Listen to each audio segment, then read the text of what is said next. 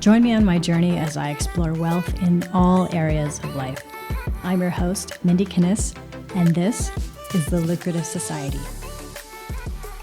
Welcome, my friends. Today I am joined by someone who is a recent friend of mine, but I absolutely adore her, so I can't wait for you all to get to know her. Leslie Tagorda, welcome to the show. Hi, Mindie. Thank you for having me. I'm so excited to have you, especially because you bring such a unique perspective and expertise, something that is, I would say, quite different from a lot of the people that I have had on this show. So to open up that conversation and to let our listeners know what it is that I'm talking about, could you start by giving just a little bit of your entrepreneurial journey and then talk about what you're doing now? All right. Well, gosh, I started my business way back in 2004 as a web and brand designer. And I started this web and brand design business kind of thinking about the laptop lifestyle way before that was a thing back in 2004 to support my classical music life. I was and still am a professional classical clarinetist, and most classical musicians do not make a lot of money, did not want to be a starving artist. So I started my business.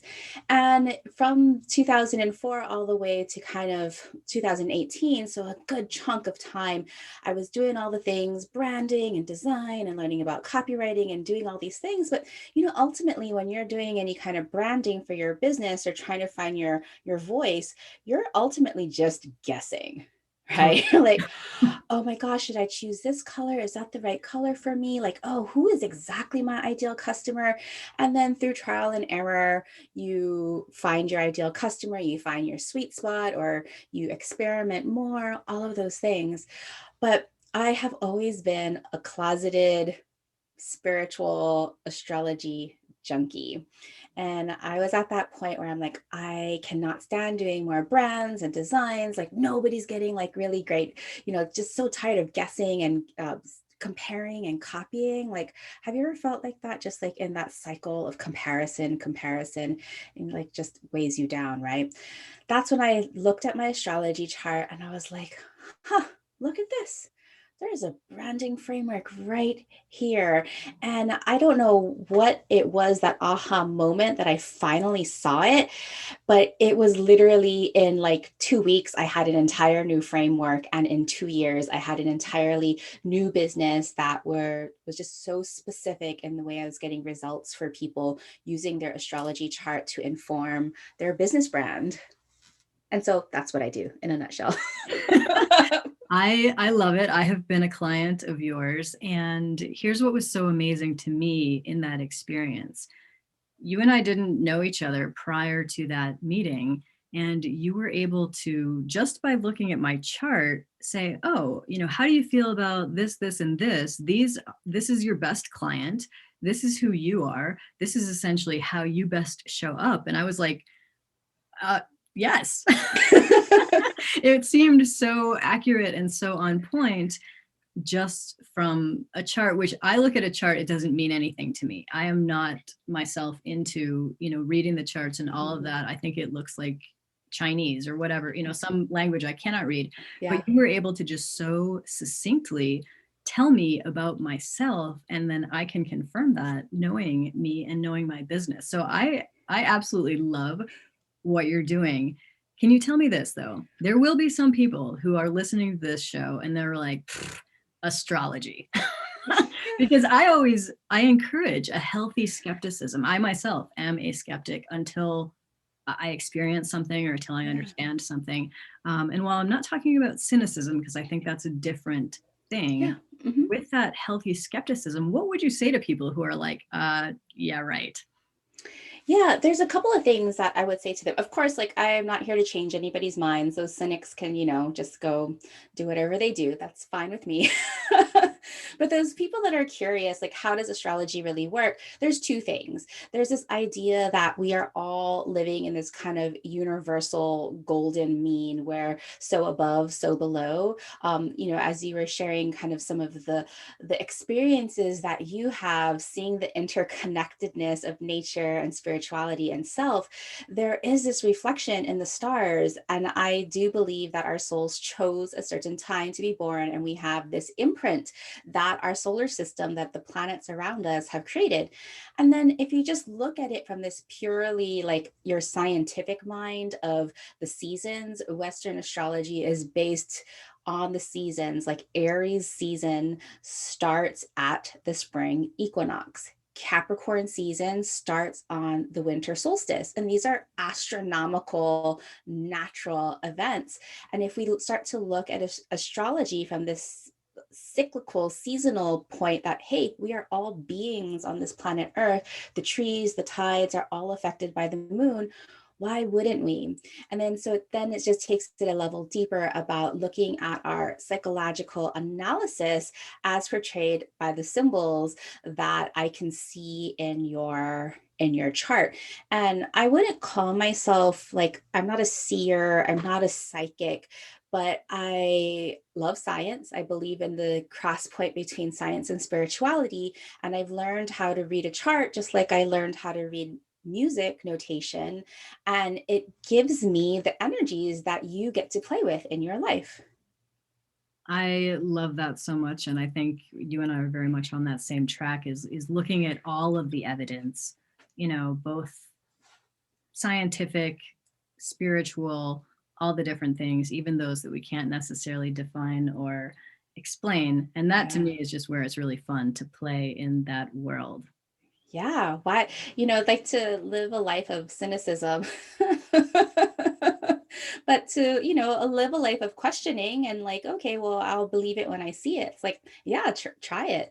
Of course, to get the most accurate reading, I would definitely need to know someone's birth time and place, because it's like a set of dials that you kind of switch over and over and over again to get the exact chart. So of course you wouldn't be surprised that as I'm speaking with you, like I have your chart up in front of me, because like as you speak, certain things light up for me.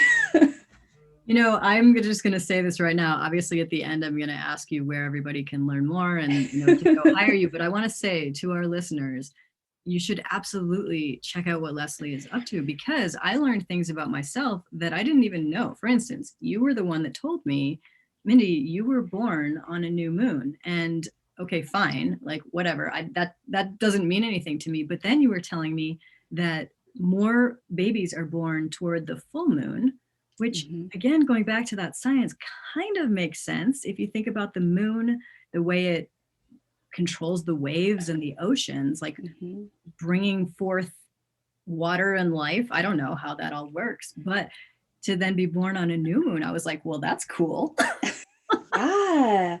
Like with the moon, right, in our brands and our lives and our businesses, it's that receptive energy. The moon like literally represents our emotions and our intuition, and it represents our connection to our past and our mother. So thinking of like all the stories, like how did we all get into the world? It's like, well, we came through someone, our biological mother. And so when we look at the moon the moon will tell us so much about our lives and our businesses, and understanding the stories that we need to overcome, like those kind of lineage ancestral stories that come through our moon, enable us to say like, this is what we need for emotional security. And like if we're talking about business here and like growing a lucrative and like plentiful life, our moon sign is so important because it actually shows us how we need to feel secure. And then when we understand how we feel secure, that enables us to make decisions based on faith instead of fear. And so for you with your Libra moon, I know that for you, intimate connections are so important. Being around people and being social, that's your security for you, not necessarily like just loads of money. Exactly. We were talking about prior to the recording, you can have so much money and really be so miserable. Like that's great to have a lot of money, but it also does not mean anything. And I'd love to get your opinion on that, your perspective.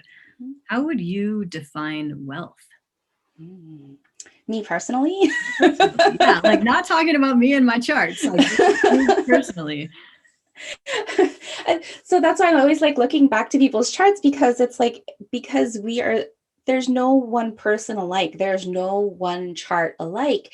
And so for me personally, wealth to me is freedom. Yes.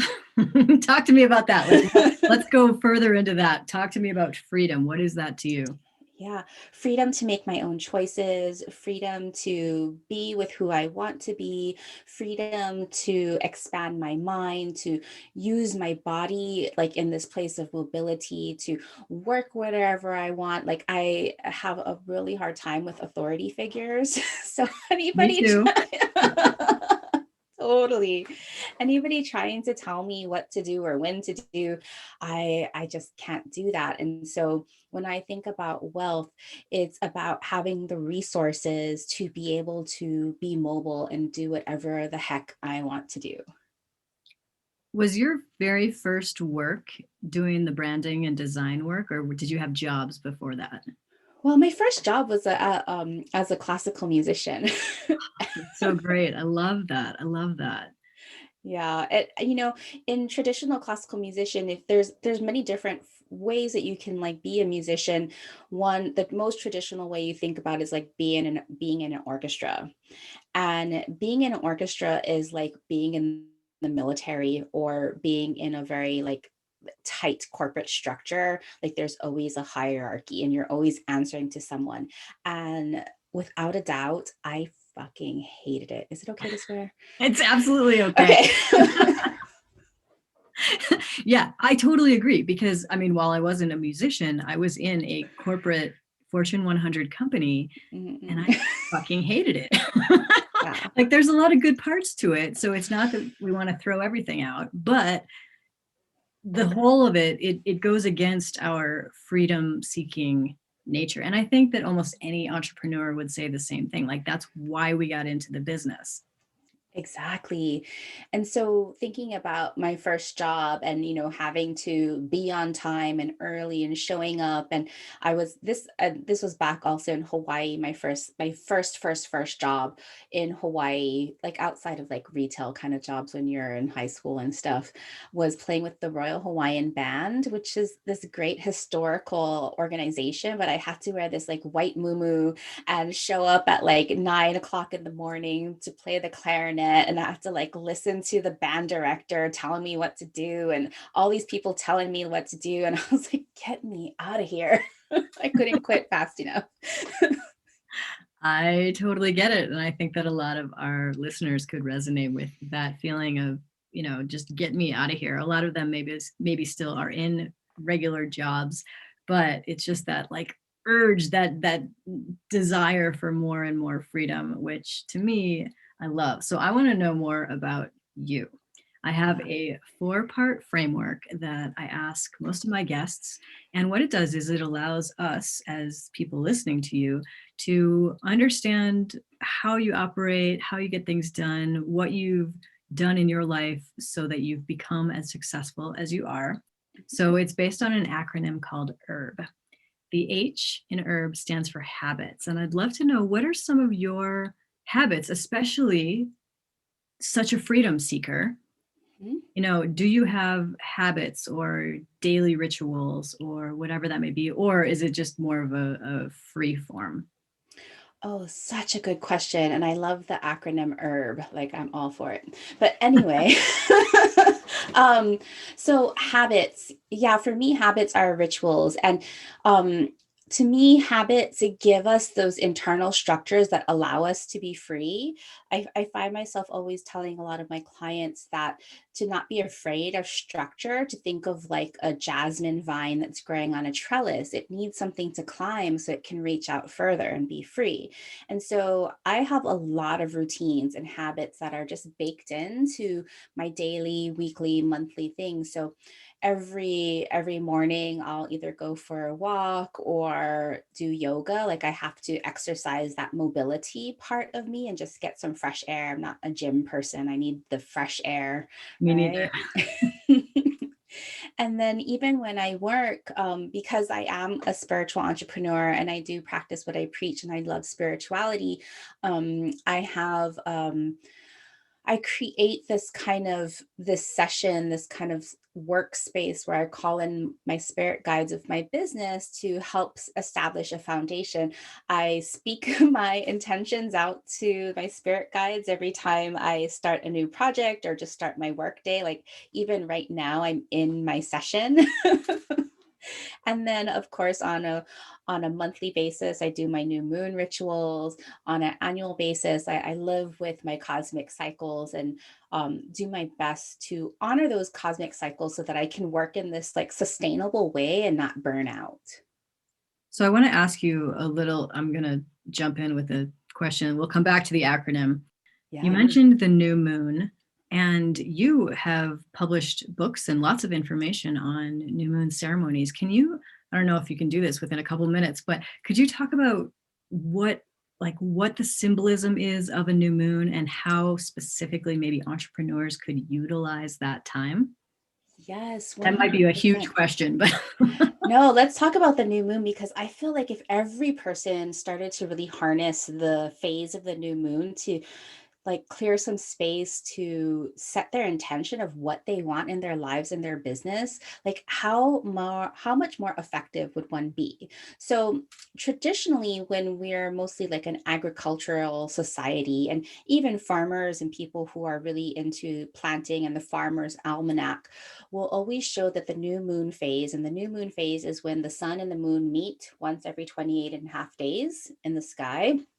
And so this is the dark phase of the moon. So the sky is really dark. And traditionally, this would be a time that you would plant your seeds, right? And so thinking about in if we're in this agricultural age and we were planting seeds, we would have to decide what seeds we needed, right? We'd be thinking in the future saying, okay, I need this much corn, I need this much squash, I need this much X, Y, and Z. So thinking about it, planting the seeds, it's an intentional practice because you're focusing on what you want down the line.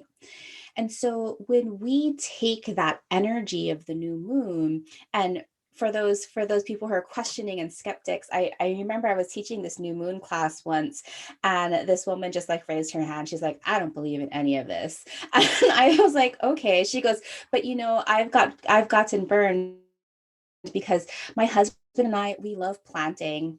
And I was really ready to plant all of these pea starters. And my husband was like following the almanac. And he's like, no, we have to wait for a couple of more days till we get into the new moon phase. And she's like, I don't have time to wait. I want to plant right now. So she planted her seeds. He waited a couple of days and he planted his seeds in the exact same like kind of location, same water, same soil, same sun, same all of the qualities. And within a week, his plants had outpaced hers. And so she's like, it was totally funny. She laughed and she goes, I don't believe it, but I know it works. see, I love that. Like I said, healthy skepticism, but then when you experience it, you're like, oh. Oh, exactly. And so when we think about it, from my understanding and working with spirit guides, they see us as like the gardeners, and that every project that we create is essentially a garden, that we are designing the gardens, we're giving intention and direction and purpose to what we want to create. So, thinking about our businesses as a garden, if you're going to write a book, thinking of your book as a garden, all of these little projects as a garden. And so, when you take the time to plant your seeds on the new moon, saying, an intention is different from a goal, right? A goal is something that's measurable, that might have certain boundaries and restrictions, where an intention, like my freedom loving self, is much more expansive. Like there's more possibility. So when you're setting your intention on the new moon and getting clear on what you want, for example, like in a couple of weeks from us, a couple of days after we record this is the Taurus new moon. And the Taurus new moon is about prosperity and values and worthiness and plentiness and lucrative, all Love of it. the money things. Right. And so when we're thinking about, okay, well, I could say I want to plant the seeds for like $300,000 to, earn in the next year. But what if the universe wants to give me more? Yeah. So I don't want to just plant the seeds of just $300,000. So I want to plant the seeds of like, I want to earn this much or more. I want to plant the seeds of value that ripple out forth. There's a couple of different ways that I set personal intentions in my business, but always doing this during the new moon because that's when the soil is ripe for our desires. That is so cool. Like because even if none of that were true or accurate or Yeah. whatever, it's still such a beautiful metaphor with the planting of the seeds. That's what we're doing in our business all the time, taking the idea and somehow getting it out of our head into reality to be either a service or a product or something that then is something we trade with other people to make money. I mean, even if none of that is quote true, which I think it is, but like such a great metaphor. I love that. So thank you for going on a little outside path with Yeah. me. Okay, we're going to go back to the acronym now. Okay. Herb. E in herb, exactly. The E stands for environment. And I want to just set the stage for this because people listening to us right now, they can't see you, but I can. And Leslie has such just a beautiful space. It's lovely. It's just brimming with like good feeling and safety, I would say. So I would love to hear from you. How do you set up your environment? And it doesn't have to be just your office space. It could be your home, your office, car, whatever, places where you are. Yeah, I really do value energy. And so I do spend a lot of time. Part of my rituals are clearing the energy and setting the space and protecting the space. Like that is true. I personally like small spaces. So I know that nobody can really see this. And even for you, Mindy, like uh, viewing from your screen, this is like really a 2 by 3 closet under the Oh, no way. stairs. I can Wait, touch the under the walls. stairs? Under those stairs. I'm touching the walls right now. I love it's like Harry Potter. I love that. Totally Harry Potter. And I do all my best magic in like these small, even though I love freedom and mobility, when I'm working, I need that kind of security blanket. But Yeah, to like contain that. I love that. it's beautiful and it has all my crystals and it has all of like my important symbols and things just to kind of that sense of safety. But I do prefer clean environments and I like to keep my home pretty clutter free. I I love good design and I'm almost there with getting my dream house. Almost there. Oh, fun. That's amazing. I'm so excited to hear that. I sort of wonder if my chart says that I like messy spaces because I tend to have clutter. Like I just have notes and just stuff and like my husband couldn't stand that. I'm sure a lot of people can't stand that. I don't know, somehow it just seems to work for me. Yeah, that's not really your tendency, what I'm seeing in your chart. It should be about beauty, right? Like beauty and yeah, anyway, I And don't know. yeah, Maybe that's something I need to work on next. So moving on. yes. Moving on to the R in herb. The R stands for resources. This is my favorite part of the question because resources can be books or programs or whatever, any type of resource that you have found helpful and that you would recommend to some of our listeners, whether in business or just life development. Gosh, there's so many resources. Of Right? course, like so Right? many I know. I'm like, resources. ooh, let's talk about them. Yeah, I mean, astrology just as a tool is like a huge resource that even if you're just like wanting to get a better self understanding and validation of who you really are, of course, astrology, I'm going to say astrology. But if I had to choose just one resource, I've been obsessing over this one book lately. Let me turn around and get it. Oh, I'm so Um, excited. yes, this, this book is called Braiding Sweetgrass. I love that book. Do you know this I book? read it. Yes, she's a genius. I love her. Oh my gosh, Robin Wall Kimmerer. And she's an indigenous woman who became a botanist. And the teachings in this one book, I feel, are just such wonderful ways to be a good citizen in this world. Like, how do we reconcile this desire to live a profitable life, yet still taking care of the earth? How do we earn a lot of money while there's so many people going without, and kind of balancing all of that too?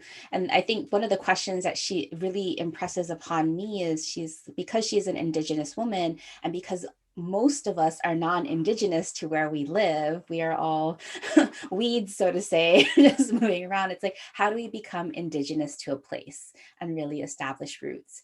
And I think that's such an important lesson. And so that's one of what I'm obsessing about right now. Oh my gosh, I could not love that more. And that speaks to what we were talking about earlier, like bringing in both the science aspect, the logic, the rationale, and the spiritual aspect, because I too am hugely interested in how do we be a good steward of this Yes. planet? You know, how do we live in the most natural way, not like all technology and everything that is today's society, but more truly to who we are as human beings, and both the humanness and the spiritness of that. That I love that you said that. And you know what, that reminds me of another question that I want to ask you, because on your website you make it very clear where you live, and you state on your website that you say, I live in the occupied land. Mm-hmm. I want to ask you, how do you balance that? Where we, like you said, we're all weeds, we're transplanted from wherever else we came from. So a lot of people, and, I myself, okay, am from Europe, like England, Scotland, that area, Mm-hmm. but I wouldn't necessarily feel home there because I've never lived there. Yeah. But I live here, but I know clearly I am not from here. How do you balance that or find peace in that? Gosh, I'm still learning. I find that I'm not going to talk about the Green New Deal because I'm like, the Green New Deal is expensive, but it's reparations to how we've been like harming the earth. But how do I one of the things for me, because I grew up in Hawaii, but I'm not Hawaiian blooded. I'm also mixed race. I'm Filipino and Jewish and all of these things that, like, I don't have any roots either. And Yeah. so part of the reparations that I try to do is that I like to read books and information and resources by indigenous cultures. I like to amplify the voices of the places that I live. And so right now I live in San Francisco, and I'm learning about the Ohlones and what does it mean to be a good steward of land here. In Hawaii, I wish I was Hawaiian blooded because I feel so drawn to the culture and to the spirit, and I want to learn all of these things. And I met this online. I met this person who was doing moon, like in the Hawaiian cycle, every single moon, every 29 days, every single day has a different phase name. And everybody knows these names. And I wanted to learn this teaching. And instead of saying, hey, how can I sign up for this class? I literally asked permission. I said, I don't know if this knowledge is appropriate for me because I am not Hawaiian blooded, but this is very interesting to me. Will you please teach me? And so it's this, how do we really reconcile that? We start to ask permission. Even if we're going on a beautiful hike, to just stand in with our feet planted on the ground and ask permission before we just decide that we get to be there. Like simple honoring of the land, to like, at least from this book, Braiding Sweetgrass, the author kind of indicates the land just wants to be acknowledged. Mm, I love that. I love the simplicity of that, because that's something that anybody can do, is just to ask permission. Yes. And I think we've lost touch with that. We're not brought up to, like, at least in the American culture, we're not brought up to ask permission. We're brought up to take. Yeah, we're brought up to take, and we're brought up to make assumptions. I think that's one of the reasons why Don Miguel Ruiz talks about, like, as his 4 agreements, don't Yeah. make assumptions. Ask ask permission. That's awesome. I love that. So moving on to the B, in Mm. our final one here. The B stands for beliefs. And of course, we've talked about some of your beliefs already with astrology and other things that you have mentioned. But really, what I want to know is, what are some of your core fundamental ways in which you see the world, which thereby drive how you live, how you act, how you are? And what are those core beliefs or worldviews? I am an eternal optimist. I am definitely somebody that sees the world and the glass is half full. And so maybe I live with rose colored glasses and it served me. You know what? I can confirm that for you, even though you and I don't know each other that well. I remember you were seeing some pretty nasty stuff on my chart, and you were like, well, it could mean this like sort of nice thing. And I was like, I don't know, it sounds pretty bad. Yeah. Well, that is one of that is a core belief for me, is that to not judge a situation, because we always have the choice to see a situation as in either what I would call like kind of victim mentality or like warrior mentality. Mm, And so when we start to look at our chart, when we start to look at our life, when we start to look at these experiences and then start to ask the question, what am I supposed to learn from this? Then it elevates everything. And of course, I'm coming from this from my personal experience. I mean, I learned at a very, very young age, when I was 5 years old, that happiness was a choice. And I'm really grateful that I went through the trauma that I did at 5 years old to have, like, what 5-year-old is saying, oh, happiness is a choice? not many of them. Not many, but I would have never been able to get there unless I had this certain experience in my life. So I believe that happiness is a choice. And I believe that we get to ask the question, what am I meant to learn from this, to kind of elevate ourselves? Yeah, that's awesome. That it's so is resonant with one of the ways in which I see the world, which is like life happens for us, not Yes. to us, not the victim style, but like it's all for our best, for our growth, for our development. So that's amazing. And I think just speaks to your inherent wisdom. You know, people that go through things at very, very early stages or early ages, oftentimes, if they choose that warrior path coming out of that, there is just so much wisdom and also compassion, and you exude that, so that's amazing. Oh, thank you. Yeah, of course, of course. So I have another question. Somebody who maybe doesn't know a lot about astrology, or maybe who knows, doesn't even believe in it, they're certainly aware of something called Mercury retrograde. Oh, yes. Before we started recording, you were telling me that it's coming up. So I was like, we got to talk about that. What what the hell is it? And how do we manage? What's the best way to manage in that situation? Yes. So Mercury retrograde, I love that this is in the zeitgeist now. Everybody knows what Yes, Mercury retrograde exactly. is. So Mercury is, a little planet closest to the sun.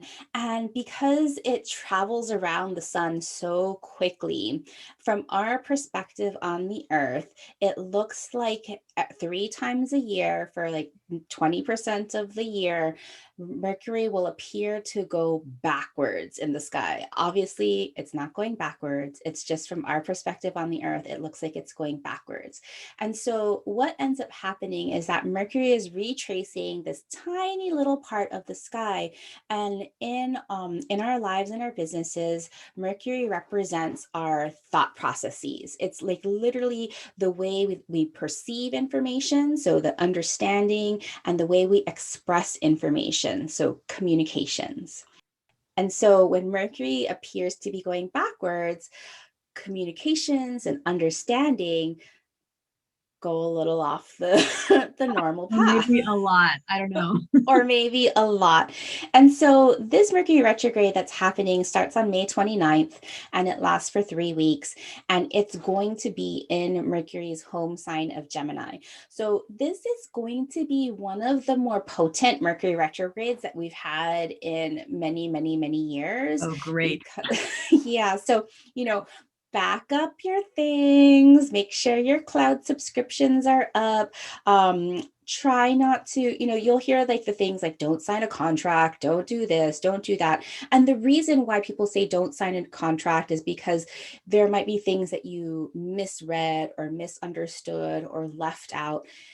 If you have to sign a contract during this time, just double check, triple check, get it checked by your lawyer and then another lawyer, like those kinds of things, just to have different safety nets. So anything to do with communications, travel, commerce, those are kinds of things that can go awry during Mercury retrograde. Now, because Mercury retrograde happens 3 times a year, that means that, and about 20% of the year, that means that 20% of the human population was born under Mercury retrograde. And so if you happen to be in, and you're not one of these people, you're a fast moving Mercury retrograde. So this one might be a little bit wonky for you. just back things up. All right, thanks. But for those of us who are born during Mercury retrograde, this is good. Like people might be saying, why does everybody freak out over Mercury retrograde? This feels fantastic. Well, that's probably because you have a natal Mercury retrograde and this just feels like home to you. You're like, oh, interesting. My natural state. Very interesting. I'm going to start asking my friends about their birth charts and just see who it impacts and who it doesn't. Yeah. I think that's really important to know. But again, going back to how you tend to look at things so positively, I think some people get scared of things like Mercury retrograde. Yeah. And you're just saying like, it's not necessarily about that, but just to be a little bit extra careful or cautious, or maybe even just aware. Yeah.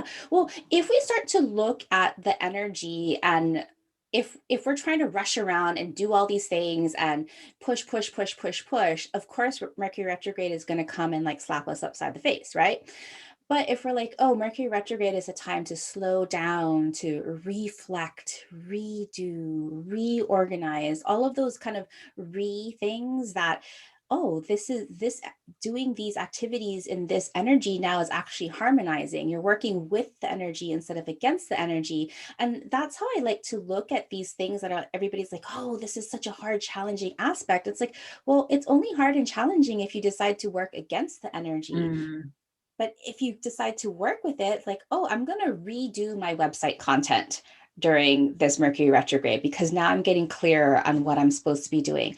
Oh, I'm going to revise all of my, email nurturing sequence, or I'm going to revise my contracts or my terms and conditions. Oh, I'm going to like reorganize my closet. Like those are things that are totally aligned with Mercury retrograde and you'll get a lot accomplished. Okay, I love that. You just gave me my task list for late May. This coming experience. Yeah, because there's plenty of stuff on my site that I could redo. So that's very helpful. I appreciate that. So as I said earlier, I am going to recommend that every single listener go check you out. And if they're able to and interested in it, to have a session with you. I found it awesome. It was so helpful. It was also fun and it was just great. So if people are interested in learning more about you, where would you like to send them? Yeah, there's a couple of resources and, being the branding person without a consistent brand, I apologize in advance. My website is newmooncreative.co. But I also have a podcast called The Savvy Luminary, and that's astrology for entrepreneurs. And I have 2 books out, Star Powered Brand that you can find in all your online retailers, as well as New Moon Rituals for Entrepreneurs. Yep, I own them both. I own all of them. So definitely check Leslie out. And thank you, Leslie. I really, really loved this conversation, especially because one, like I said earlier, you bring something different to, my audience. And 2, just that I found a lot of resonance in really looking at how we go about life on Earth, as humans, as spirit, how that all comes together. So I'm super grateful for your time and your wisdom today. Thanks so much. Oh my gosh, thanks so much, Mindie, for having me. I absolutely love the herb framework. Just brilliant. You're so welcome. Thanks so much for listening. Make sure to subscribe to the Lucrative Society on iTunes, and please leave a review of the podcast. Visit lucra.com for transcripts and resources, or to become a member of the Lucrative Society, where I coach purpose-based entrepreneurs on business, mindset, and heart set. Lucra, where wealth equals well-being.